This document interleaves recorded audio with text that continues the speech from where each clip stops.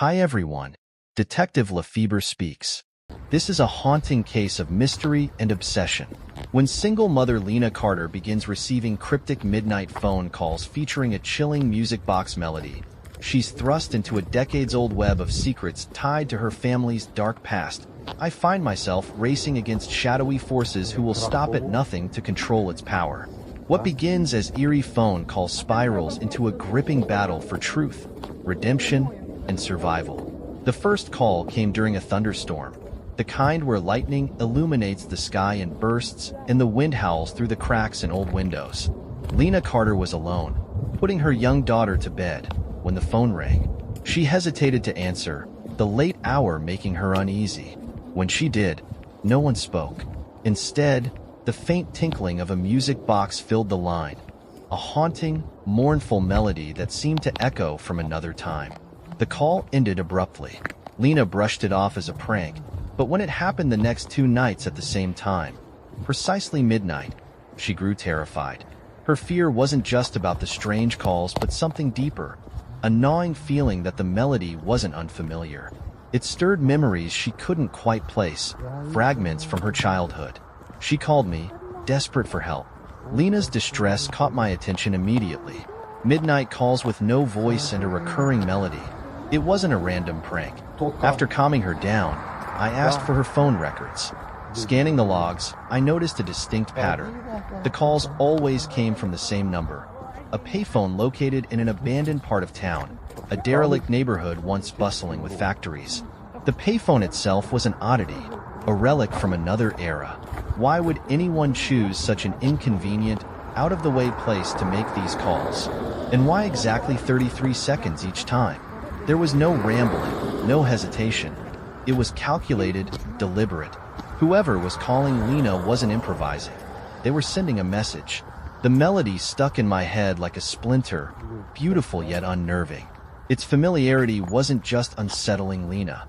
It began to haunt me as well. When I hummed it to Lena, she froze.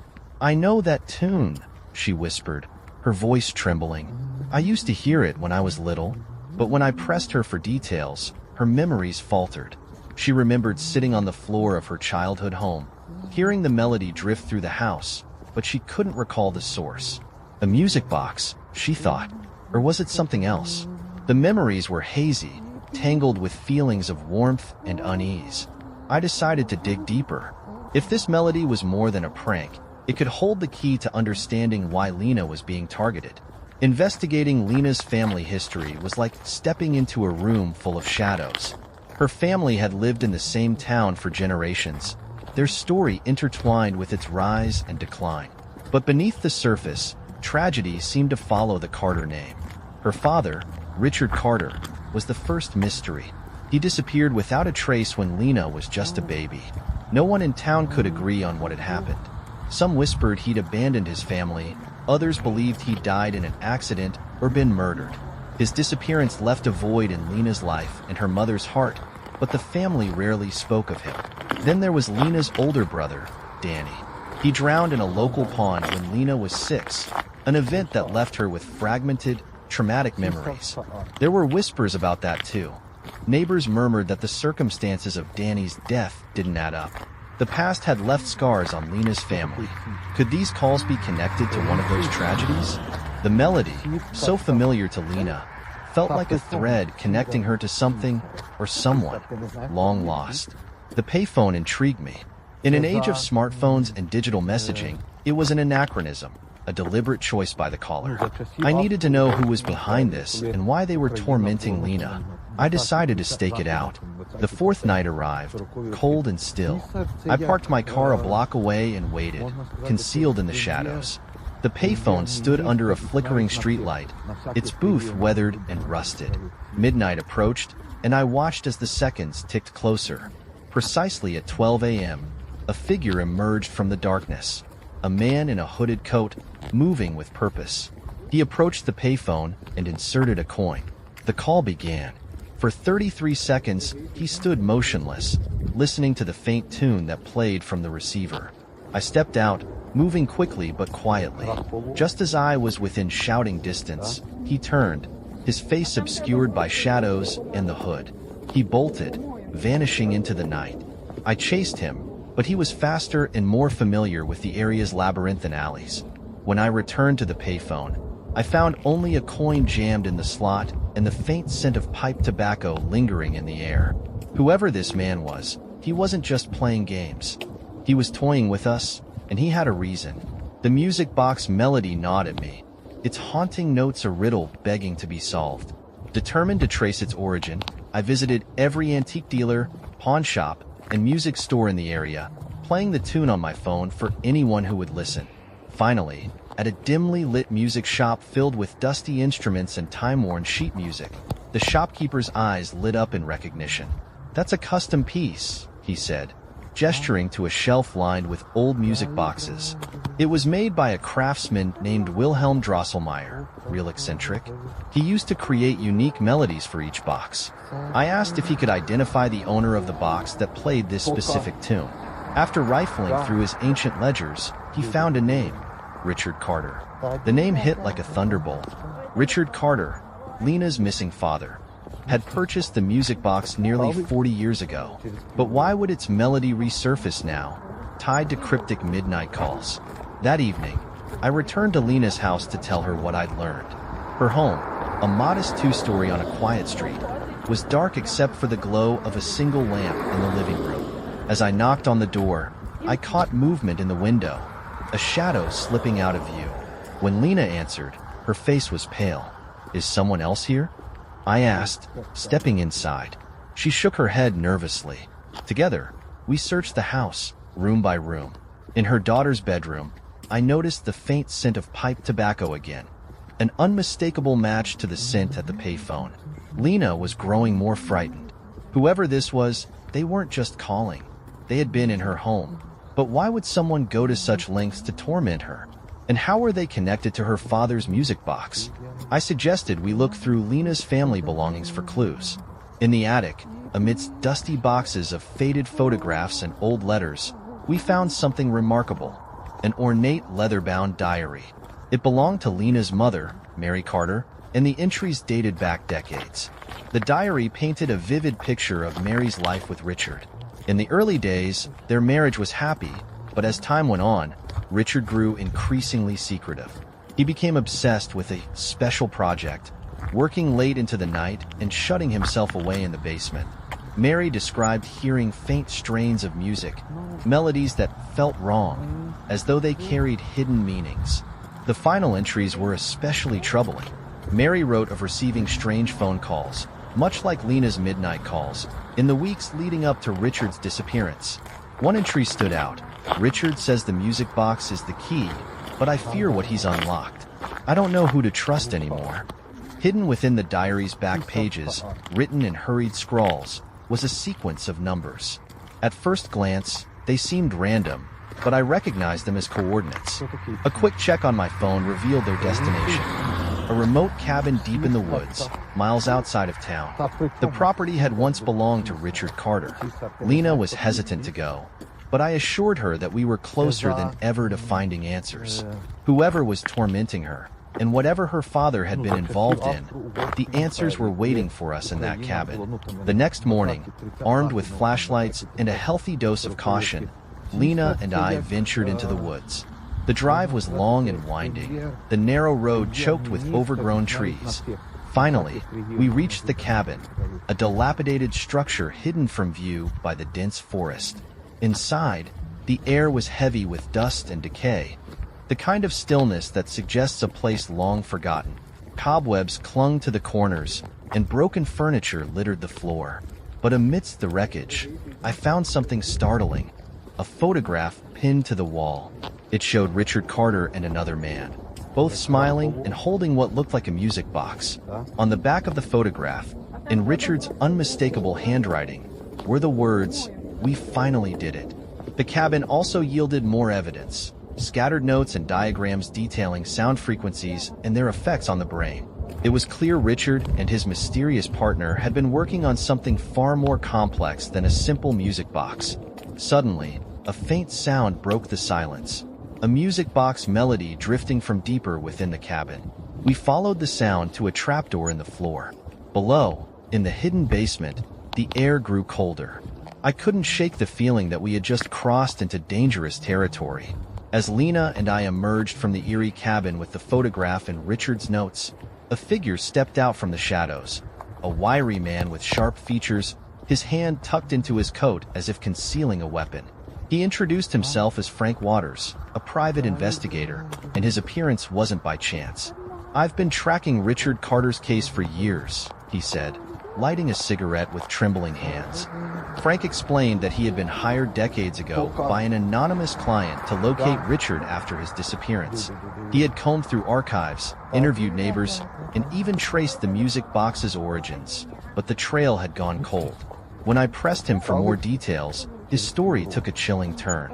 Richard wasn't just a family man with a hobby, Frank said. He was working on something dangerous. Whatever he and his partner were doing, someone wanted it buried. Frank's revelation left us shaken. Lena had always seen her father as a victim, but this suggested he had been playing with fire. What kind of invention was worth vanishing for? And who had been pulling the strings? The photograph of Richard with another man became our next lead. I took it to a local historian who specialized in the town's past and its more infamous residents. She identified the second man as Edward Blackwell, a disgraced sound engineer and experimental scientist who had disappeared around the same time as Richard. Blackwell had been fired from a prestigious research lab for pursuing controversial experiments on sound waves and their effects on the human brain. Rumors circulated that his work bordered on unethical, potentially even dangerous. His sudden disappearance had fueled speculation. Had he gone underground, or had his experiments caught up with him? Blackwell's connection to Richard was undeniable. The music box wasn't just an invention, it was the culmination of their work. But if Blackwell had vanished, where was he now? And could he be the hooded man who had called Lena? I had the music box tune analyzed by an audio specialist, a tech-savvy contact who owed me a favor. He fed the melody through advanced soundwave software, searching for irregularities. The results were astonishing. Within the melody, faint, distorted voices had been embedded, hidden messages too subtle for the average ear to detect. After painstaking analysis, we uncovered a chilling phrase, "Find the truth." The encoded message suggested that Richard or Blackwell had left the melody as a breadcrumb trail. But it also begged the question, who had created it? Was this Richard's way of reaching out after death? Or was Blackwell orchestrating events from the shadows? The mystery deepened when Lena's phone rang again. This time, there was a voice, a low, raspy whisper. "Don't trust him," it said, before the music box melody began to play and the line disconnected. The warning was unsettling. Was the voice referring to Frank Waters? To me? Or to someone else entirely?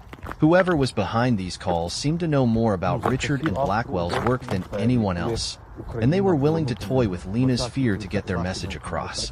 Worse, I discovered that the music box in Lena's attic, the one she remembered as a child, had been tampered with. Its delicate mechanisms were smashed, and its internal components removed. This wasn't random vandalism. Someone was trying to destroy evidence. As if the phone calls and the tampered music box weren't enough, Lena's home became the target of a break-in. She returned one evening to find her living room ransacked. Drawers were overturned, photographs smashed, and papers scattered across the floor. Whoever had broken in wasn't looking for valuables. They were searching for something specific. In the chaos, Lena noticed one thing missing. A locked wooden box that had belonged to her father, one she'd never had the courage to open. The thief had taken it, leaving everything else behind. I scoured the house for more clues. Near a shattered window, I found a matchstick from a nearby diner, a place that hadn't operated in years. The faint scent of pipe tobacco lingered in the air again. It was the same calling card as before. Someone was becoming desperate. They weren't just trying to scare Lena anymore. They were hunting for something her father had left behind. The stakes were rising, and I could feel the case slipping into more dangerous territory. With Lena's home ransacked and the wooden box stolen, I needed to find the man who smoked pipe tobacco, the only consistent clue.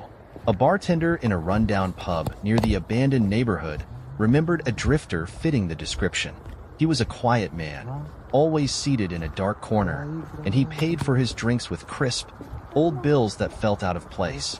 Most strikingly, the The bartender noticed the drifter always carried a small object in his pocket, something he'd sometimes toy with, a music box, perhaps? I staked out the pub, blending in with the crowd.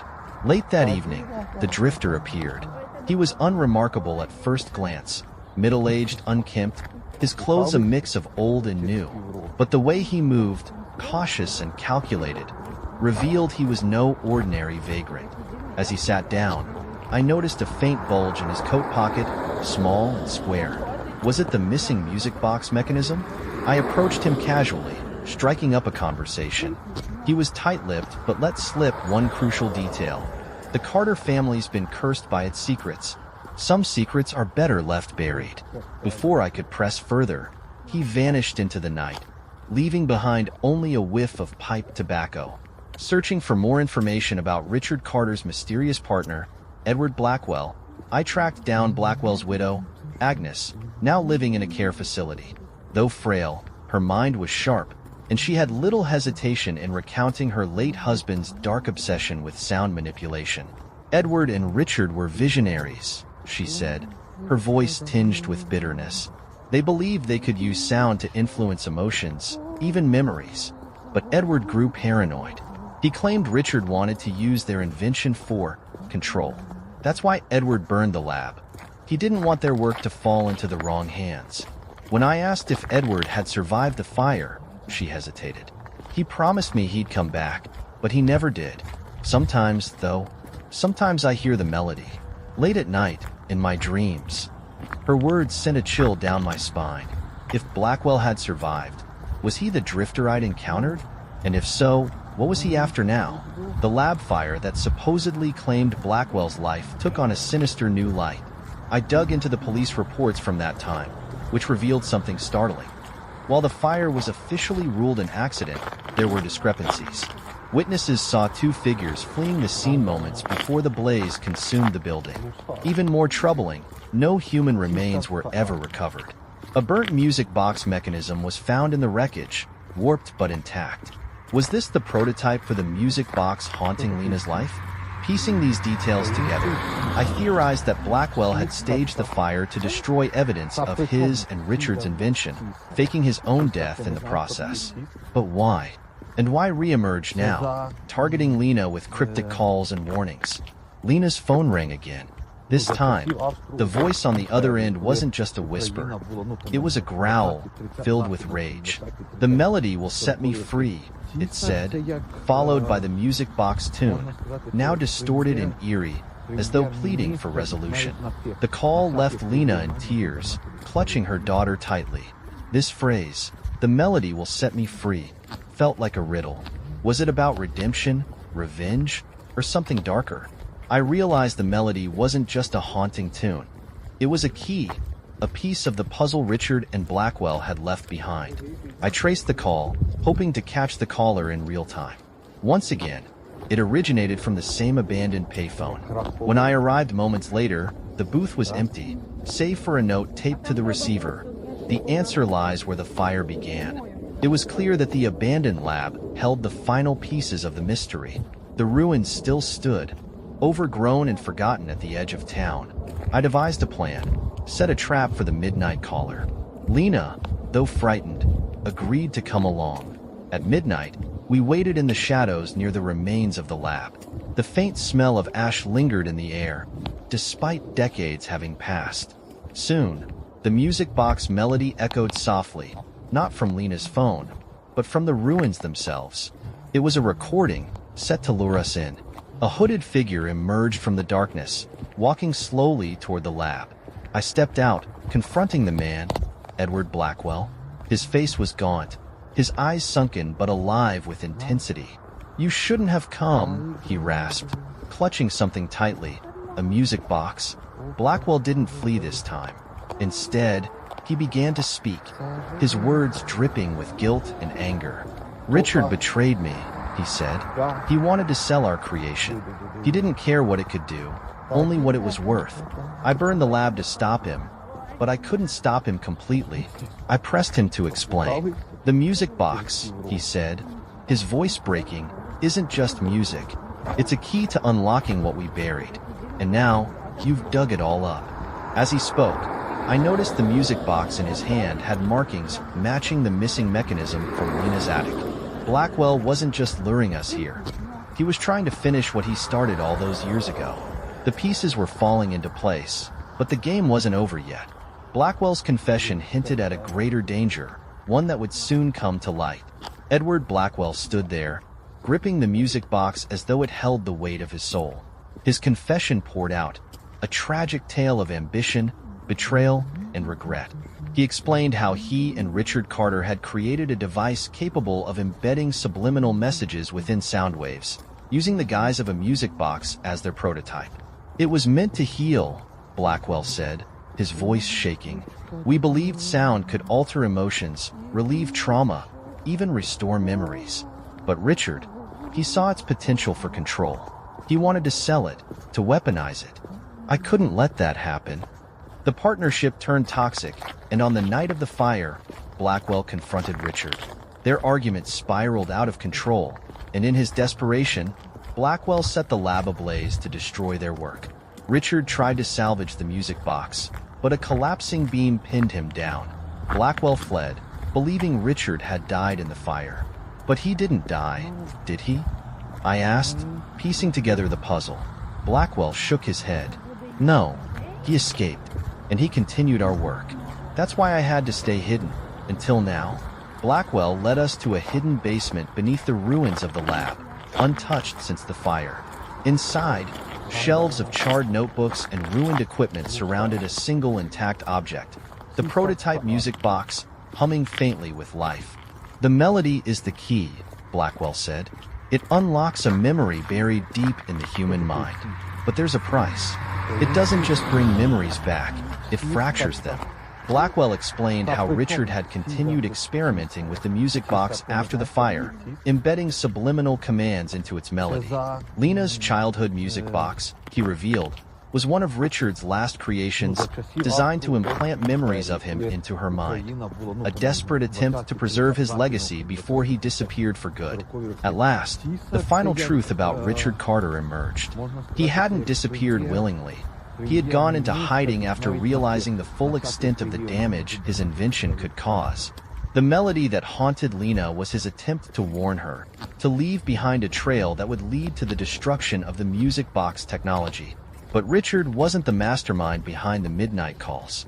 Blackwell revealed that someone else, a powerful figure, had been financing their work from the shadows. This mysterious benefactor had been pressuring Richard to weaponize the music box for years, and when Richard refused, they had come for him.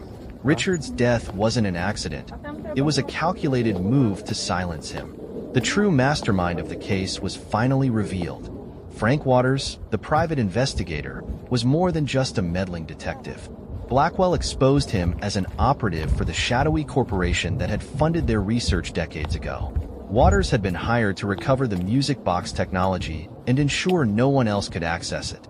For years, he had been pulling the strings, manipulating Lena and me into piecing together the scattered fragments of the Carter legacy. The break-in at Lena's home? Waters. The cryptic phone calls? Waters, using Blackwell as a reluctant pawn. When confronted, Waters didn't deny it. "The music box is bigger than all of us," he said coldly. "Its potential is limitless, for control, for power. You think we'd let a failure like Richard Carter stop us?" The final confrontation unfolded in the basement of the lab. Blackwell, broken by guilt and anger, activated the music box prototype. The melody filled the room, its haunting tune fracturing memories and making emotions surge. Waters lunged for the device, but I intercepted him, wrestling him to the ground. Amid the chaos, Blackwell made a final, desperate choice. "This ends with me," he said, smashing the music box against the floor. Sparks flew, and the melody ceased, its power extinguished. The room fell silent. The destruction of the prototype marked the end of the music box's dark legacy. Waters was arrested for his crimes, and the corporation's involvement was exposed, though its upper echelons remained frustratingly out of reach. The Midnight Caller case ended with Lena finally free from the haunting melody that had plagued her family for decades. Blackwell turned himself in, seeking atonement for his role in the tragedy. The hidden laboratory was sealed, its secrets left to rot with time. As for me, the case lingered in my mind long after its resolution. It was a sobering reminder of how human ambition, when unchecked, can spiral into something monstrous. Richard Carter's work began with noble intentions, but ended in betrayal and loss. Blackwell's guilt drove him to the brink, and Lena's life was nearly consumed by the echoes of her father's choices. In the end, the melody that had haunted us all was silenced, but its lesson remained clear. Some secrets are better left buried, and some melodies should never be played. If you like this story and want to watch more stories by Detective Lefebre, please subscribe to my channel and leave a comment below. Remember, the truth is in details.